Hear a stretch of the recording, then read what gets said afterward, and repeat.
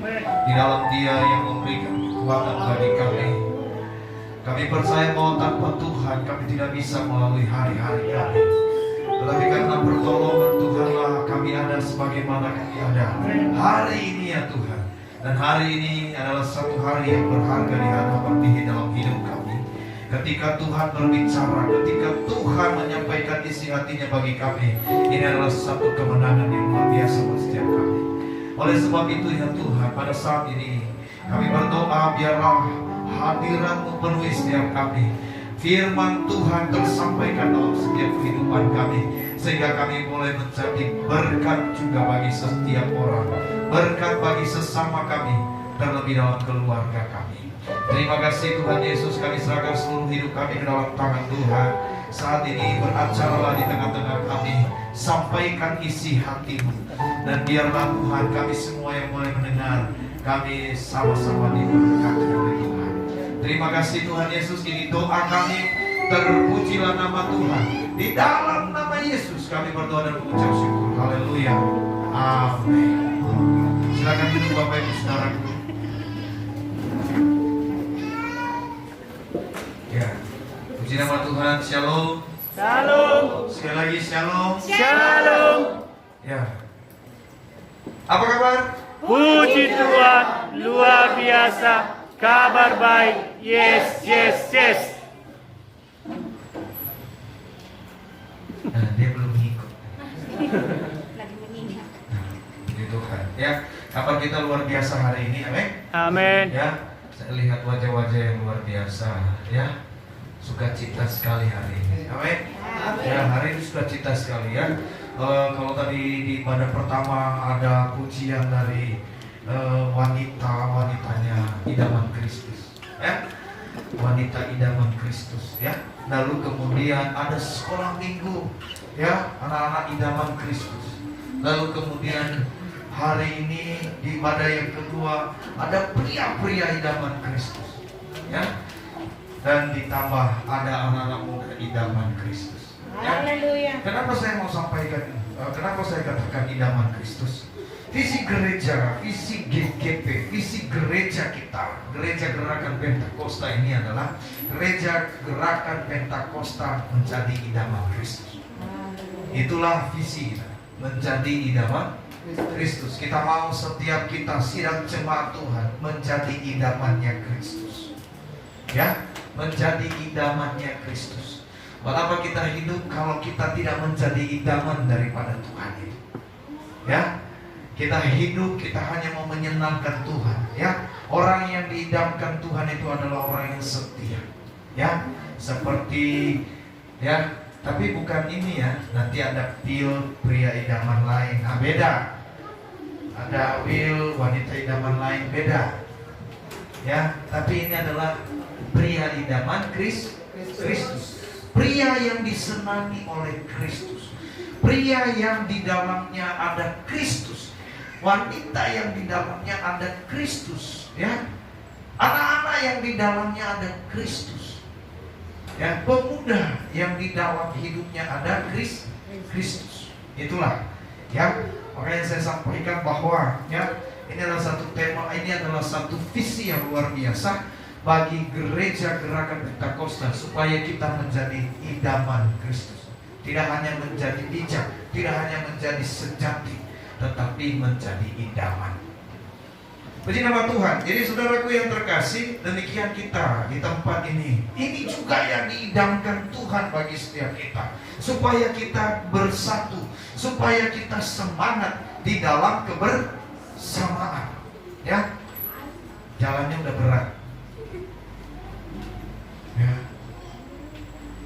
sudah tidak cepat karena bobotnya sudah berat. Luar biasa sekali. Haleluya, ya. Puji Tuhan. Jadi saudara-saudara yang siaran langsung tidak lihat itu, ya. Kita yang menyaksikan secara langsung di sini. Puji Tuhan. Nah, saudaraku yang terkasih, inilah sebabnya Tuhan, inilah kerinduan Tuhan bagi setiap kita, setiap orang percaya, yaitu kita maju bersama-sama. semangat di dalam kebersamaan. Ini tema kita sepanjang minggu dia lewat lagi. Haleluya, puji Tuhan. Nah saudaraku, kebersamaan itu artinya adalah melakukan segala sesuatu secara bersama, bekerja bersama-sama, ya, berpikir bersama-sama, sehati sepikir, satu tujuan. Nah saudaraku, kalau dilakukan secara bersama-sama, tidak ada perkara yang berat, tidak ada perkara yang sulit kalau bersama-sama. Ya, tapi kalau sendiri saudara, ya susah, ya. Sendiri itu susah sekali, ya. Oleh sebab itu Tuhan berkata bagi kita bahwa Ia ingin ada kita di dalam satu persekutuan yang indah, di dalam satu keperhimpunan yang Tuhan idamkan, yaitu kebersamaan, yaitu persekutuan atau koinonia. Ya. Nah, koinonia ini koinonia ini tidak hanya berbicara, ya. Tidak hanya berbicara tentang persekutuan saja, tetapi juga nantinya akan berbicara tentang apa? Diterjemahkan dengan kata-kata yang itu kontribusi, ya, partisipasi, ya, atau saling berbagi. Nah, oleh sebab itu kita baca dulu terlebih dahulu firman Tuhan pada saat ini. Sebelum saya jelaskan lebih lanjut, kita mau baca Kisah Para Rasul, ya. Ayatnya yang Kisah Para Rasul pasal 2. Ya, ayat tadi firman Tuhan dari pagi, gitu ya. Kita baca supaya semua kita supaya kita yang belum mendengar, kita punya makanan yang sama. Saya tidak mau kita punya makanan yang berbeda-beda, ya.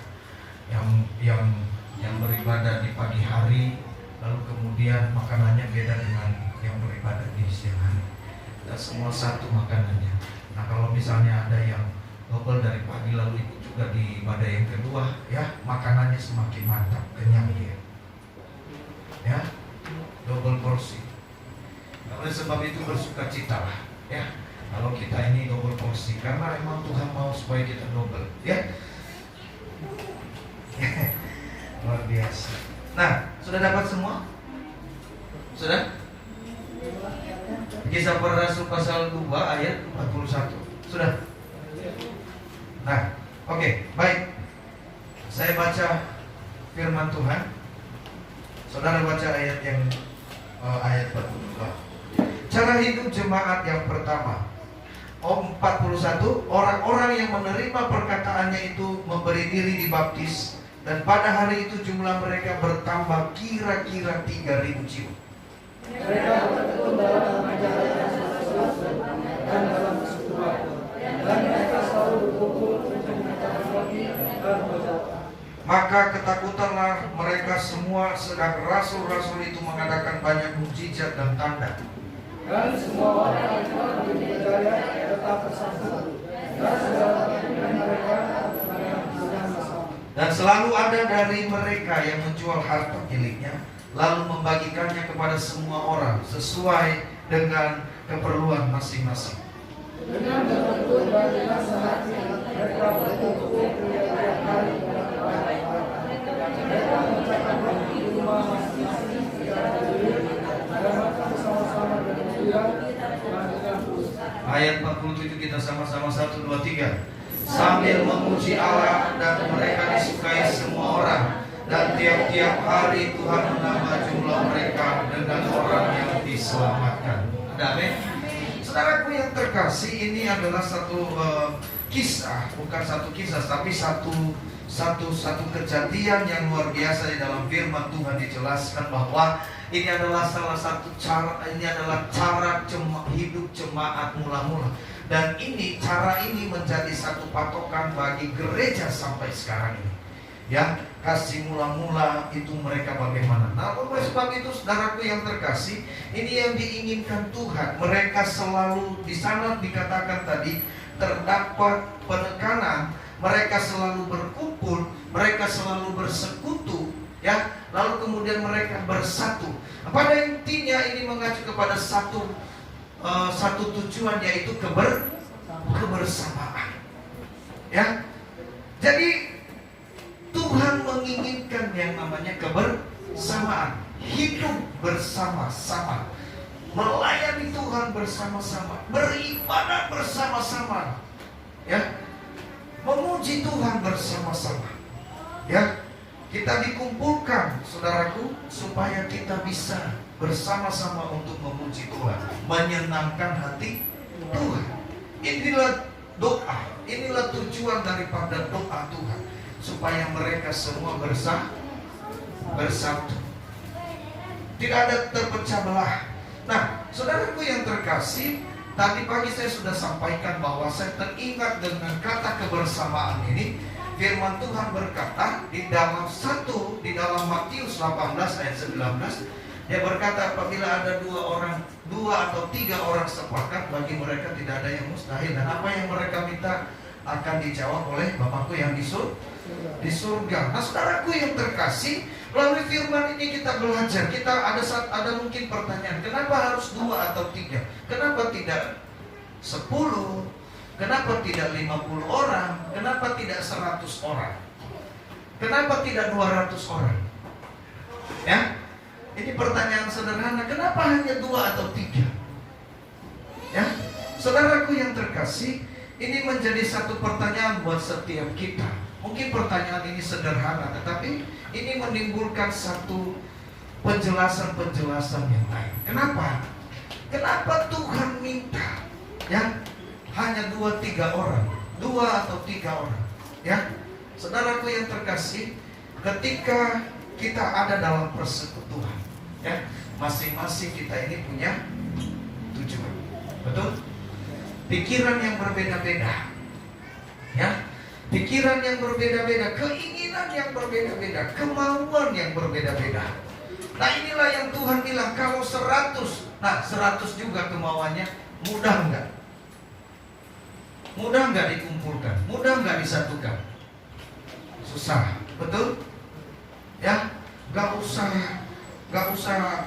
seperti begitu. Nggak usah kita harus berkumpul, kita memuji Tuhan. Ya, saudaraku yang terkasih, ya, kalau kita sekarang ini orang tua disuruh berbaris, ya, untuk berbaris lurus dari pagi sampai sore belum tentu lurus, belum tentu rapi. Ayo, anak-anak, ya, disuruh baris, langsung baris mereka. Ini yang sudah kan, senior ini disuruh baris. Ayo.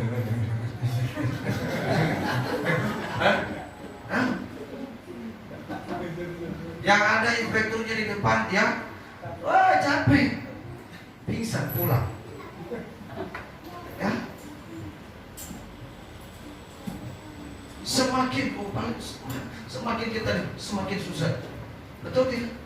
Nah, makanya kata Tuhan apa? Cukup dulu 2 atau 3. Di sana ada kata yang namanya sepakat. Hah? 2 atau 3 orang ini sepakat. Saudaraku yang terkasih, kenapa? Karena akan lebih mudah kalau hanya sedikit. Ya, tak usah kita bisa sepakat 100 orang sepakat. Oh, itu luar biasa kalau bisa. Tetapi dimulai dari hal yang kecil. Sepakat. Dimulai dari beberapa orang. Harus sepakat. Ini yang saya sampaikan tadi. Kita pelayan-pelayan Tuhan harus sepakat, harus sehati, harus satu komando. Ya.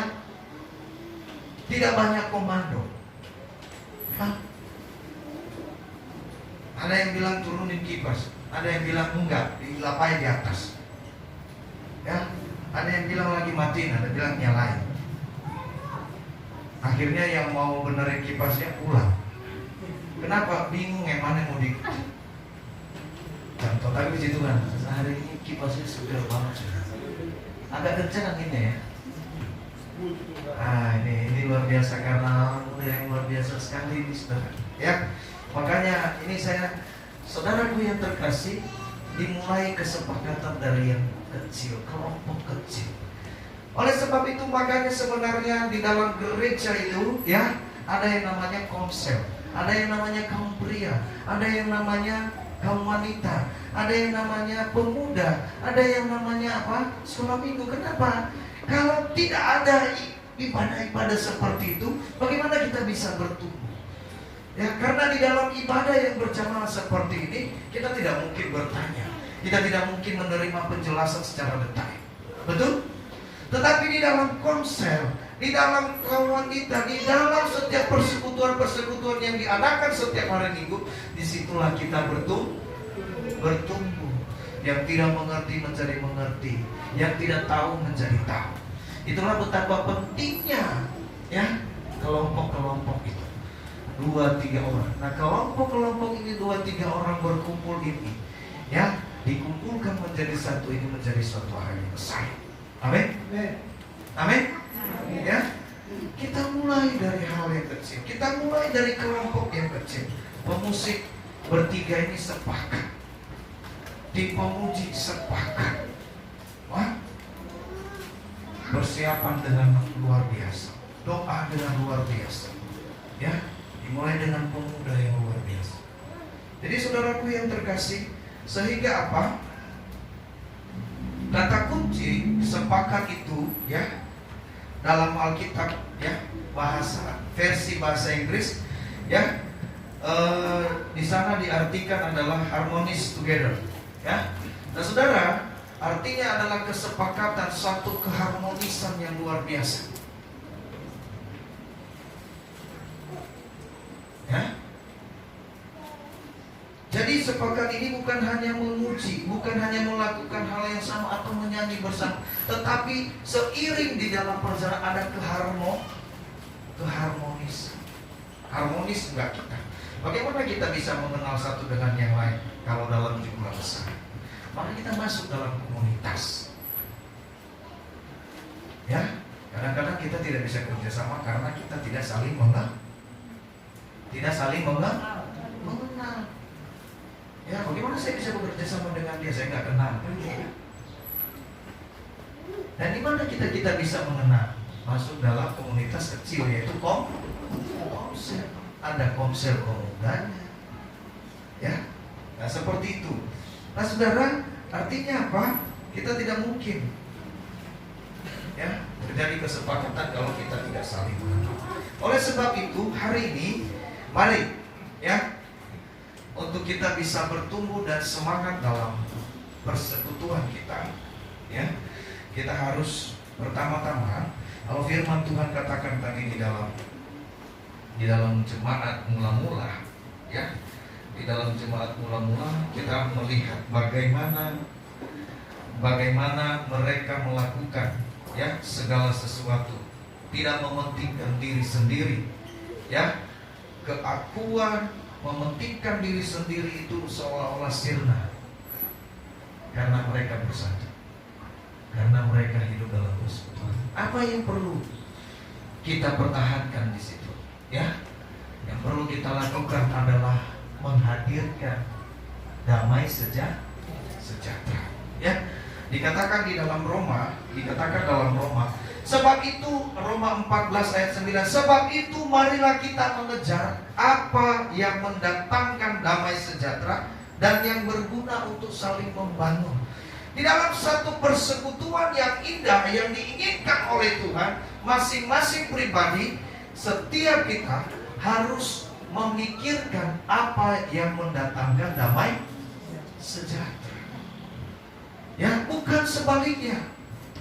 Ya, kalau sebaliknya itu kan yang mendatangkan perpecahan, mendatangkan perselisihan, ya, mendatangkan perpecahan, ya. Tetapi yang harus kita pikirkan adalah yang mendatangkan hal-hal yang mendatangkan damai sejahtera.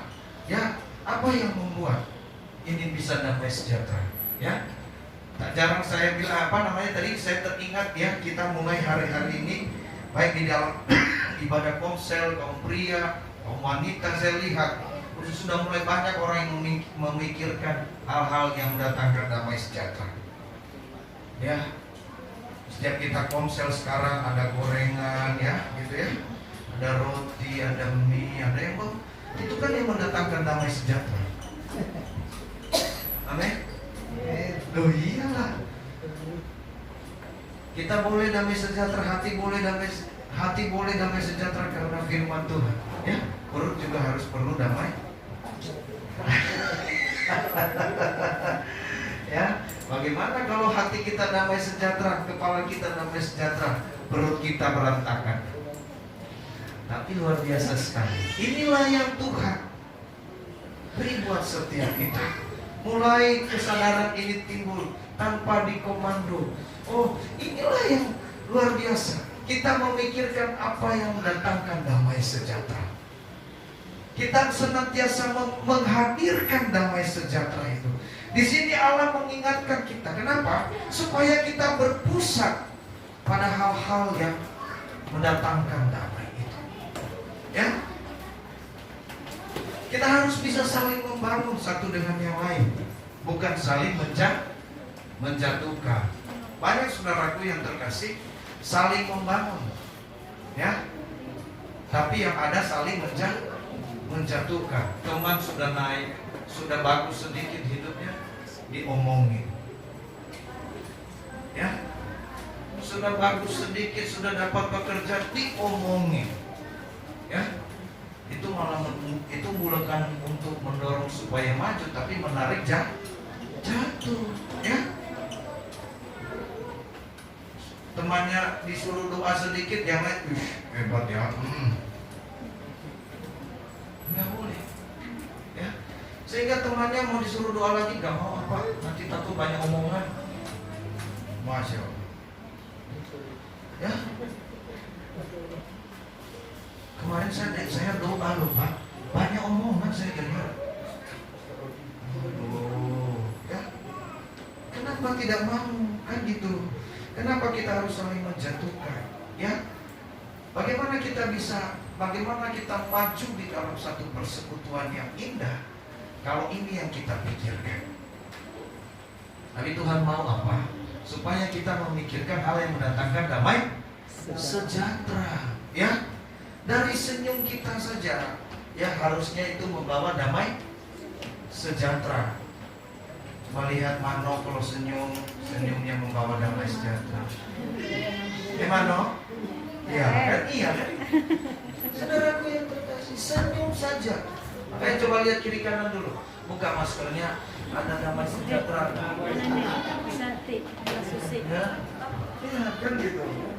Penuh dengan damai sejahtera, ya. Jadi saudara, oh iya, semua pakai masker. Yang ngomong-ngomong, kalau ada yang nggak pakai masker, hati-hati ya, jangan sampai kita lengah ya. Ya, tetap jaga protokol kesehatan, ya. Karena kita ini tidak tahu ya virusnya di mana, jadi kita harus tetap.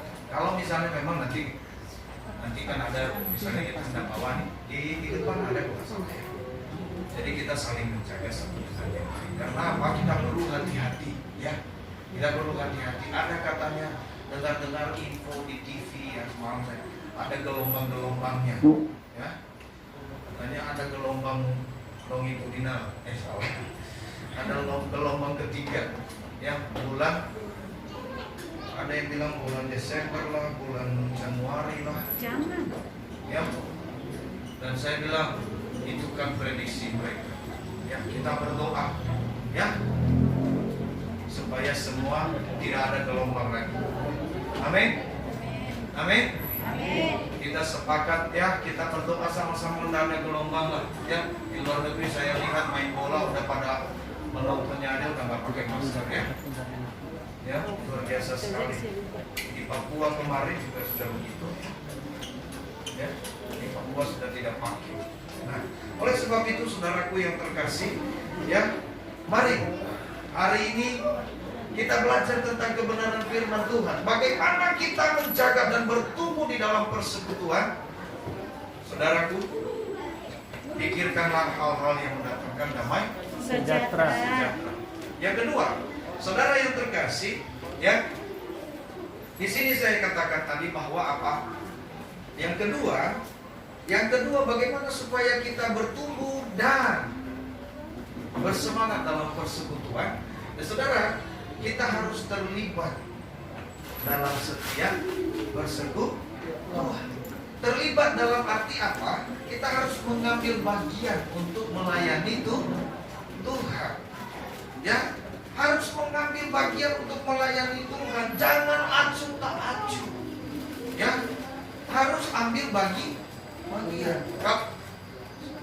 Aduh, Pak Pendeta, bagaimana saya ambil bagian ya? Saya nggak bisa ngapa-ngapain. Saya nggak bisa nyanyi, saya nggak bisa doa. Mohon maaf. Saudaraku yang terkasih, tidak semua kita mengambil bagian itu harus melakukan hal-hal seperti itu. Kita lakukan bagian terkecil. Apa bagian terkecil? Mengingatkan orang lain. Itu bagian terkecil. Itu tugas kita. Ambil bagian ini dalam persekutuan. Ingatkan sesama kita. Ayo, besok hari Minggu, ingatkan dia malam ini. Besok kita ibadah yuk. Ya, ibadah pemuda hari Sabtu, ingatkan siang kita ibadah yuk. Ya, ini adalah satu kontribusi kita, satu partisipasi kita di dalam satu persekutuan. Kita turut mengambil pekerjaan Tuhan, melayani pekerjaan Tuhan ketika kita bisa saling mengingatkan. Saudaraku, mengingatkan mudah apa berat? Mudah apa berat? Mudah. Ya, apalagi dengan kecanggihan zaman modern sekarang ini. Ya, WA tinggal copy paste, klik muncul tuh.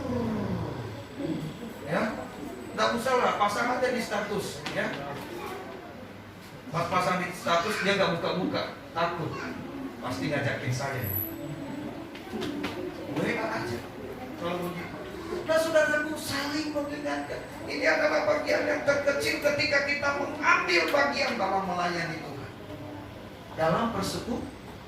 Karena persekutuan tadi itu adalah apa? Kita berbagi, berpartisipasi. Ya. Berkontribusi. Jadi berkontribusi.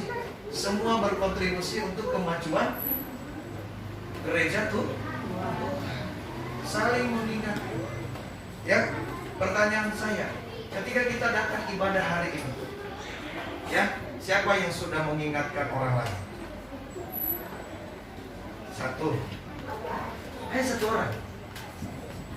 Itu udah ingatin siapa? Bapak? Sasa? Oh, oke. Ya, sudah diingatkan. Puji Tuhan datang kan?